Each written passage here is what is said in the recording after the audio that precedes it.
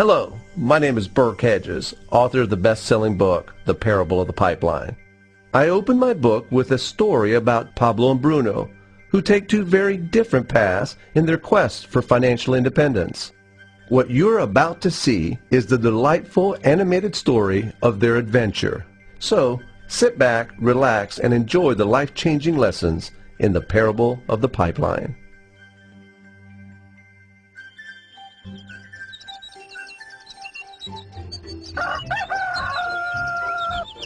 Far away, in a small village, near a beautiful valley, lived two friends, Pablo and Bruno. They were both young and dreamed of a better life for themselves. They'd often discuss their dreams about how they would become the most successful men in the village. They weren't afraid of hard work, and they searched for opportunities to help realize their goals and achieve their dreams. One day, an opportunity presented itself.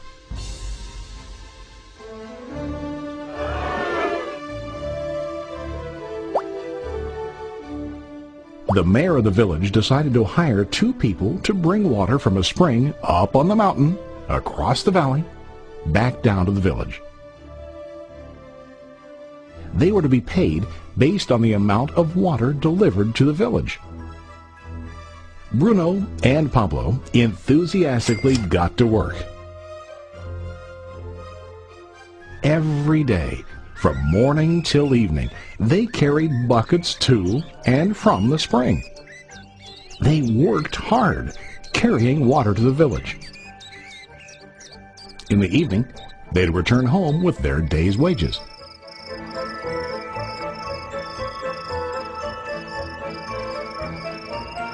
Bruno was satisfied with his work and the money he earned. He was sure that with this work he could achieve his dreams. Bruno thought that to increase his wages he could use bigger buckets to bring more water each trip.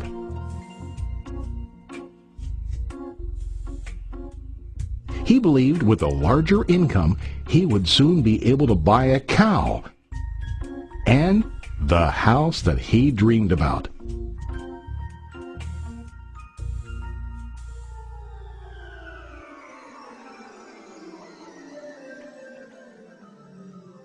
Now Pablo was not satisfied.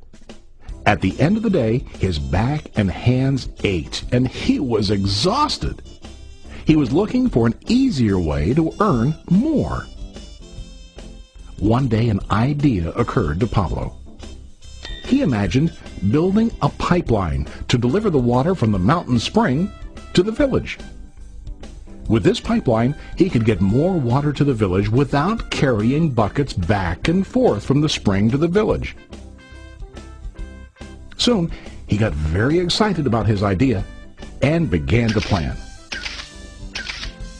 Pablo, of course, shared his idea with his friend Bruno and asked him to join with him to work on and help build the pipeline. Bruno thought the idea was crazy. All Bruno could think about was what his money could buy today and how to get it quicker. He felt that building a pipeline would slow him down and delay him in achieving his goals. Instead, Bruno got bigger buckets and went more often back and forth fetching water. He was sure that with this method he could make more money.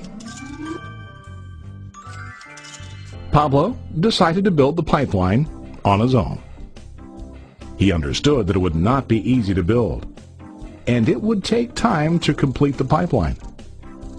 Pablo knew that it could take several years to finish, but he set his mind on his goal. Every day he worked and carried water like before. But on weekends and during his spare time, he worked hard to dig in the rocky soil and build his pipeline.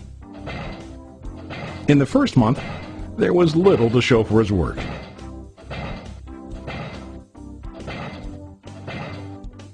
Bruno and the villagers laughed and teased him. They called him Pablo the Pipeline Man. During this time, Bruno's income doubled. He already bought a cow and a bigger house. His lifestyle changed. He now spent time after work in the bar, enjoying his hard-earned wages from delivering water.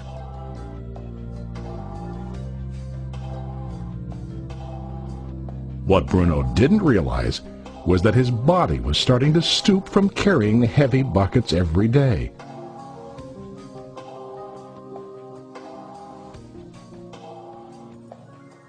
His face looked worn and his body tired.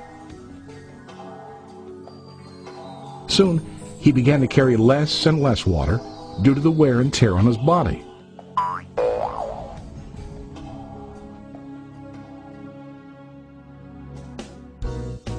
Month after month, Pablo worked. Soon a year passed, and then a second year.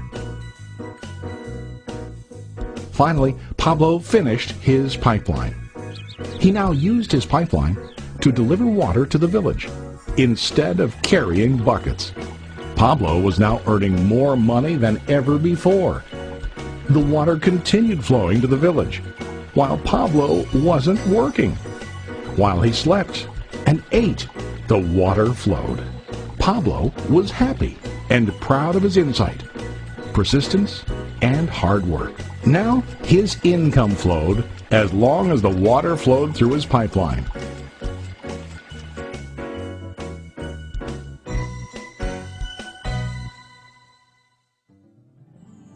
The story of Bruno and Pablo is a reflection of life. Their jobs symbolize what most people do to earn money. Bruno gets his money using buckets. He goes back and forth, carrying his buckets from the spring to the village in exchange for money. To increase his income, he either has to go more frequently to the spring or to use larger buckets. It's common in real life to increase our income by working harder. For example, working overtime or getting a second job. We also increase the size of our buckets by accepting a higher paying position, which often includes spending more time on the job. Most of us exchange time for money like Bruno. We know that every person has only 24 hours in the day and that it's not possible to use all our time to work.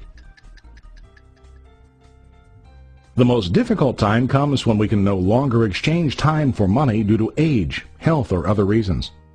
Then, our income stops. Now let's review what Pablo did. Very wisely, Pablo did not exchange all of his time for a limited income, but he used some of his time to build a pipeline. He knew that the pipeline would bring ongoing income as long as the water flowed. An ongoing income that multiplied the time he worked each day. Pablo knew that someday, maybe because of age or health, he would no longer be able to exchange his available time for money.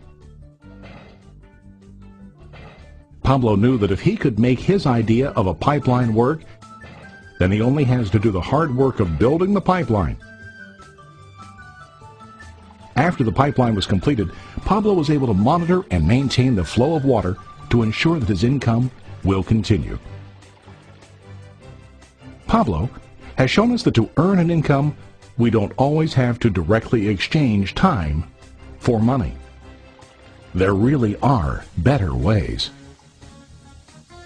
How about you? Are you still like Bruno, who directly exchanges time for money? Or do you want to be like Pablo, building and maintaining a pipeline for ongoing income? If you are interested in the idea of building your own pipeline, contact the person who lent you this presentation. You can start building your pipeline today. today.